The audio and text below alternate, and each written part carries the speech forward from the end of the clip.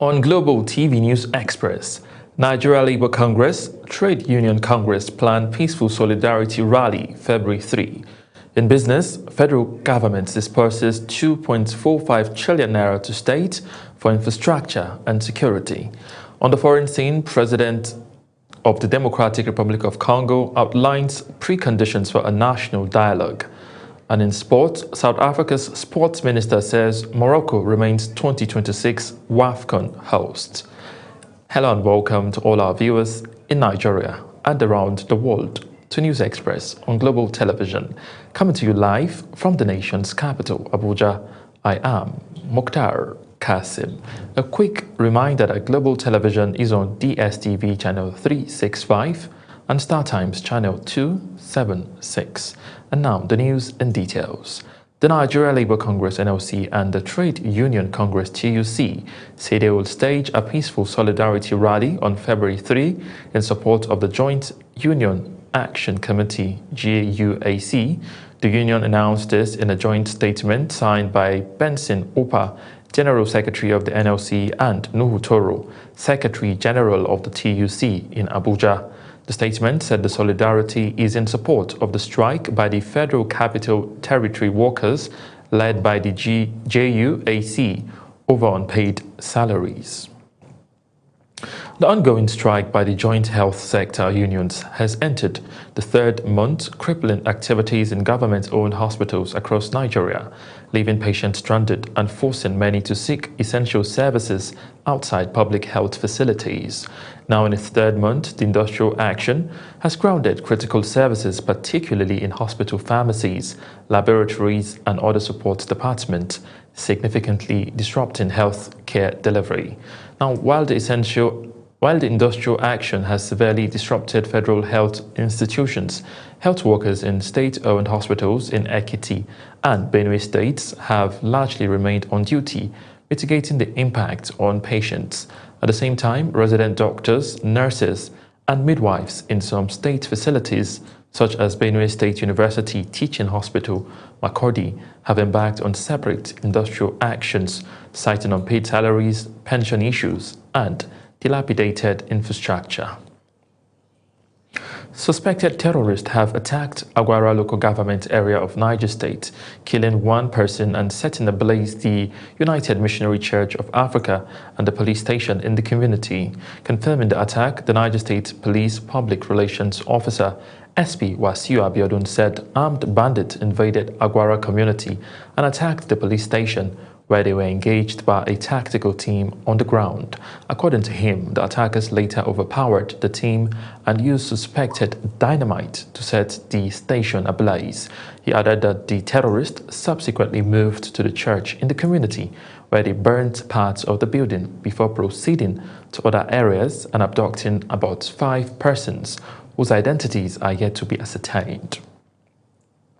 Former National Chairman of the All Progressive Congress APC and former Governor of Kano State, Dr. Abdullahi Ganduje, has congratulated the Executive Governor of Kano State, Abba Yusuf, and the Deputy President of the Senate, Senator Barau Jibrin, on their respective honors at the 2025 Sun Newspapers Award.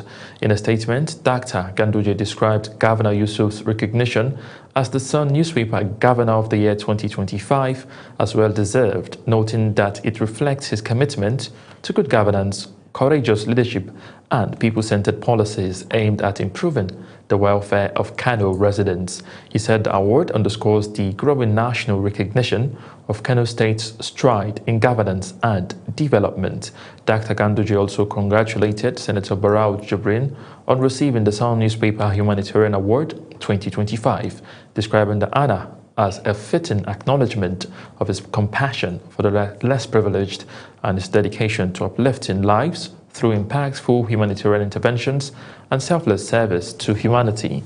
He commended the Sun newspaper for sustaining its tradition of celebrating excellence, leadership, and service to society, while wishing both award recipients continued success in their respective roles and greater contribution to the development of Kano State and the nation at large. President Bola Tinubu has emphasized that no nation can thrive without deliberate investment in its youth. Speaking at the 34th convocation and the 43rd Founders' Day of the Federal University of Technology, Minna, President Tinubu stressed that Nigerians should not be denied quality education due to financial constraints. Represented by the Minister of State for Education, Professor Suwaiba Saad Ahmed, the President lauded the institution's 43-year history as a center of excellence in science, engineering, innovation, and applied research. He also highlighted his administration's efforts to expand access to education through strategic infrastructure investment and implementation of the Student Loan Scheme. Meanwhile, the Minister of Information and National Orientation, Mohammed Idris, has urged Nigerian youth to use the ongoing national reforms to upskill their skills. Idris said this while delivering this year's convocation lecture titled Youth and Nation Building, Navigating the Nigerian Institution. We now go on a quick short break. When we return, the news continues.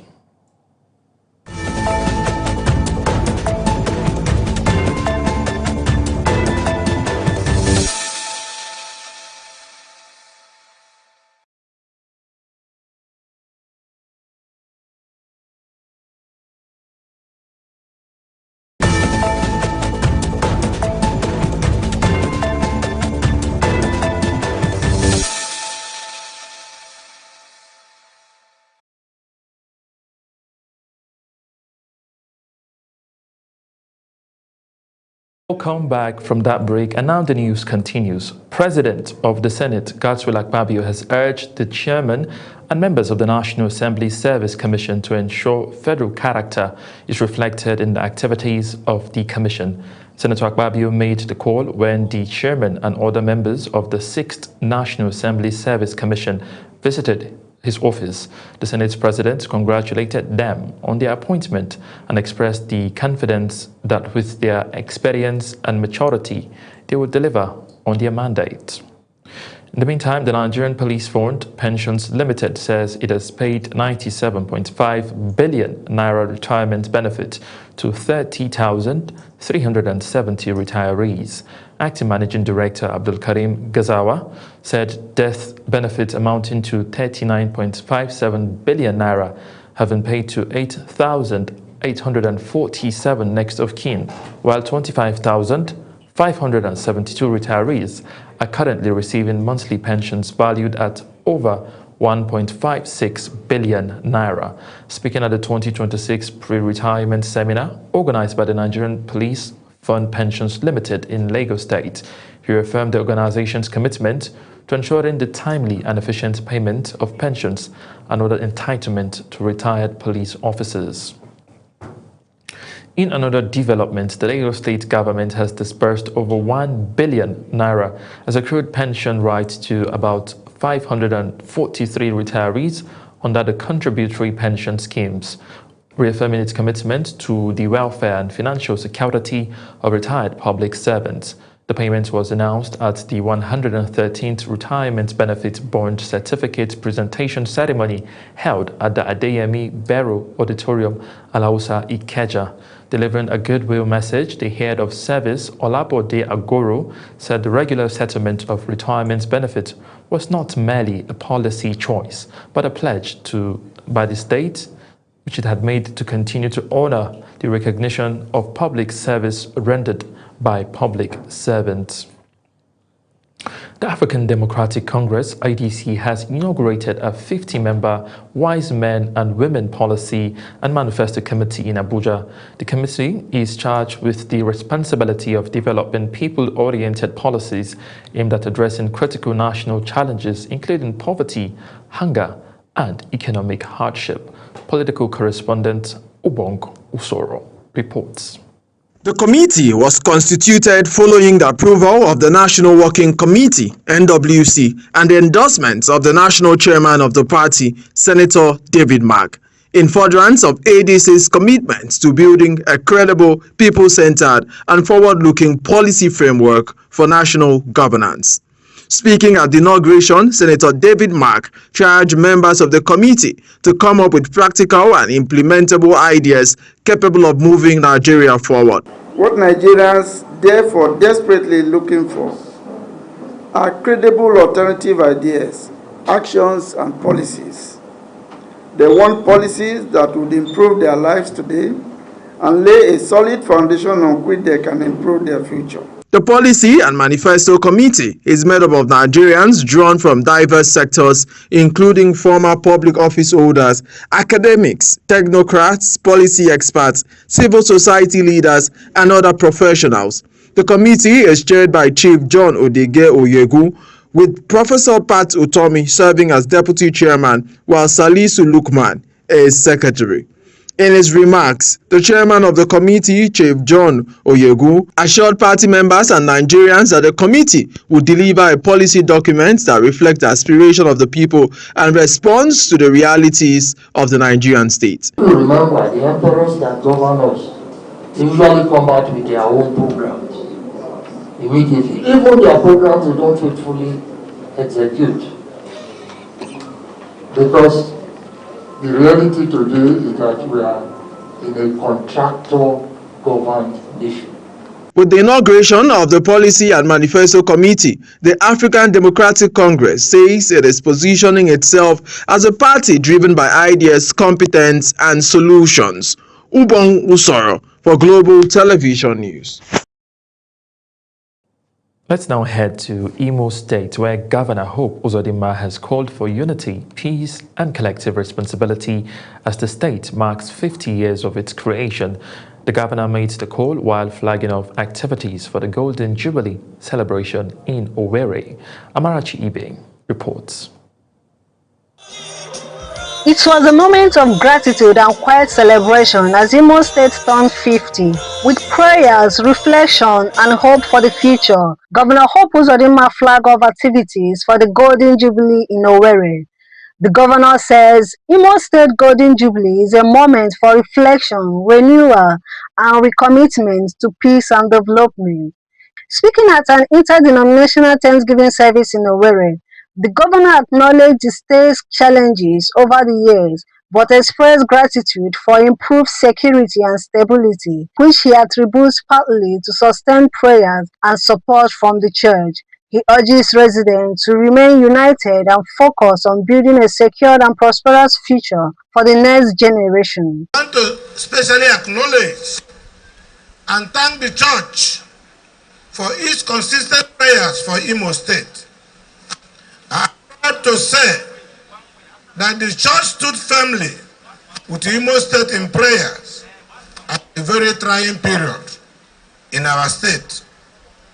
Were it not for those prayers, overcoming the grave security challenges that followed the violent prison at the outset of this administration, would have been far more difficult. In his sermon, Bishop of Owerri Methodist Diocese, Reverend Godfrey Carlo, called for moral renewal and unity while commending the state governor's development efforts. Like Mbappe, distinguished Senator Hope Uzodinma is replicating some of the exploits of the pioneer governor of Imo State because of his infrastructural revolution. The acting chairman, Imo State Christian Association of Nigeria, Reverend Uzomo Uzeshi, also stressed the need for collaboration and shared value in driving progress. The Christian faith in Imo State has brought transformation, promoting love, compassion, and service. Churches have been pillars of hope, contributing to education, healthcare, and community development. Service featured prayers for peace and progress and officially opened activities for the Golden Jubilee, which will climax on February 7th. From Owerri, Amarachi Ibe reporting for Global TV News. You're watching the live broadcast of News Express. News Express continues after this weather forecast, plus business, foreign and sports stories. On the other side of this break, please stay with us. Glad to have you join us on the weather forecast. We're seeing moisture influx reaching the north-central cities, bringing patches of cloud cover though hazy conditions will still linger in the atmosphere, reducing visibility in some areas. Over the south, expect partly cloudy skies with possibility of isolated thunderstorms, particularly over the southwest inland areas and coastal cities, as well as the southeast and south-south coastal cities. In contrast, the northern region will remain dry and sunny with no significant weather expected, offering a nice clear day for those areas. And that's the weather forecast for Monday. I'm Sefia Senginusa. Stay weather away and thank you for watching.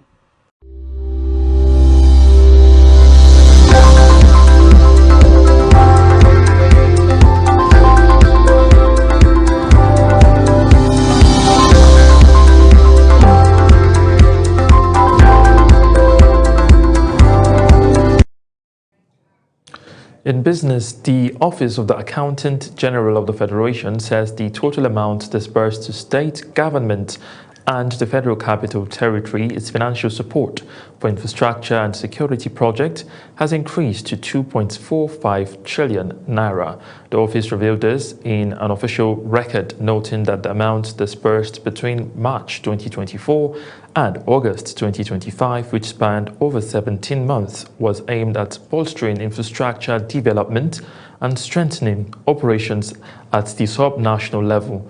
Now, this is part of ongoing efforts to address widespread insecurity and bridge existing infrastructure gaps across the country.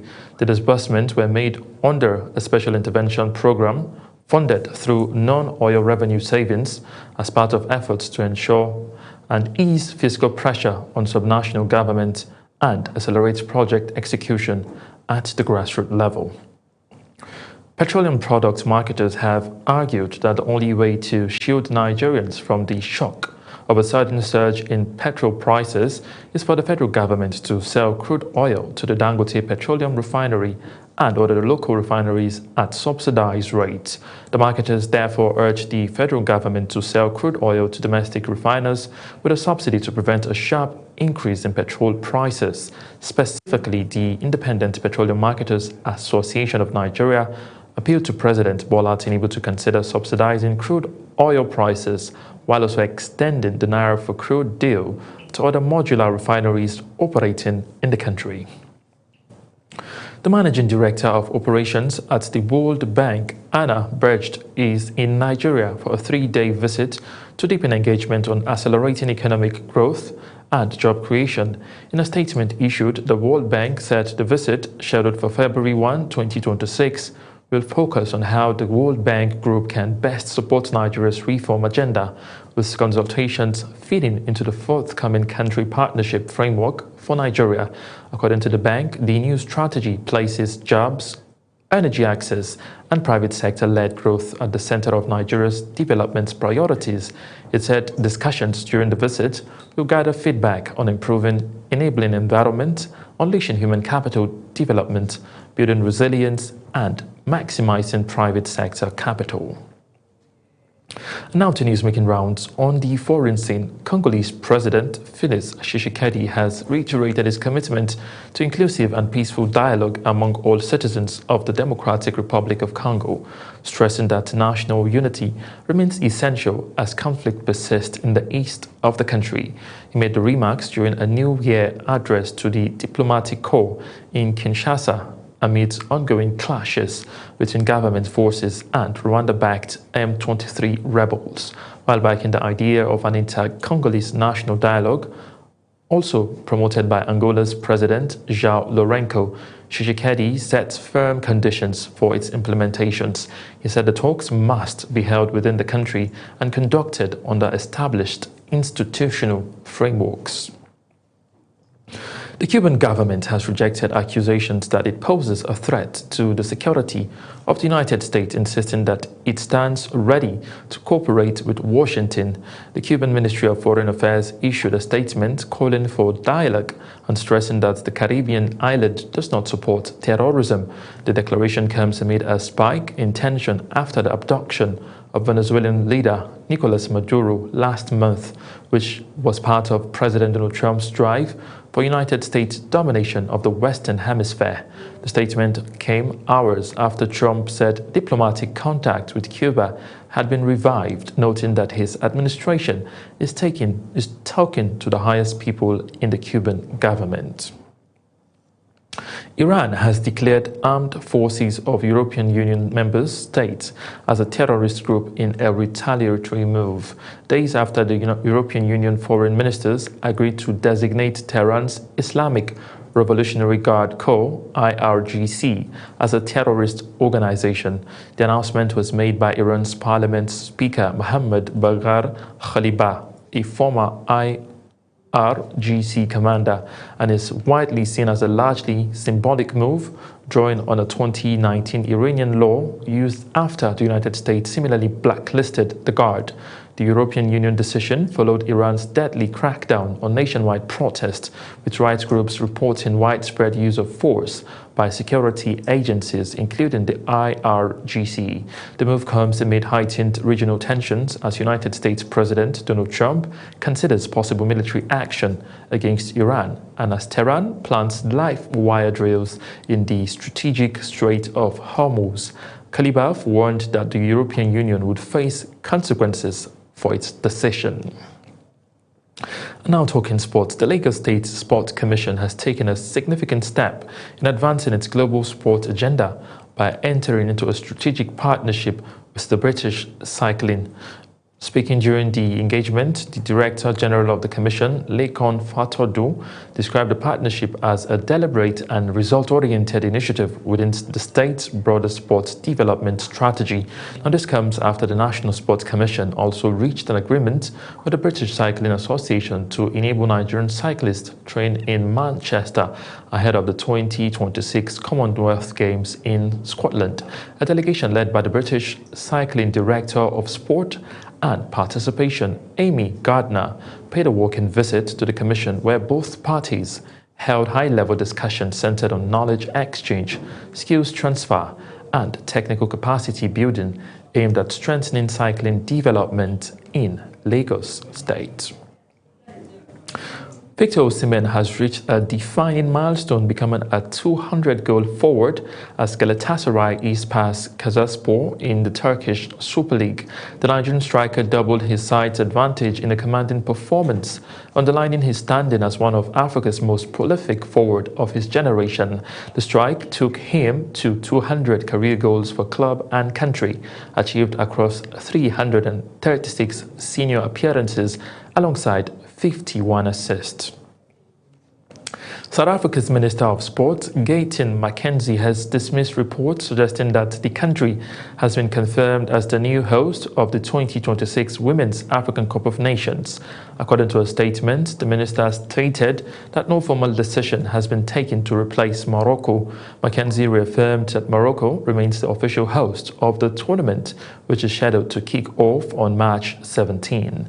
The minister was responding to comments credited to the Deputy Minister of Sport, Peace Mabel, who had claimed that South Africa had taken over hosting rights after Morocco allegedly withdrew from the competition with just 5 weeks to the start of the tournament.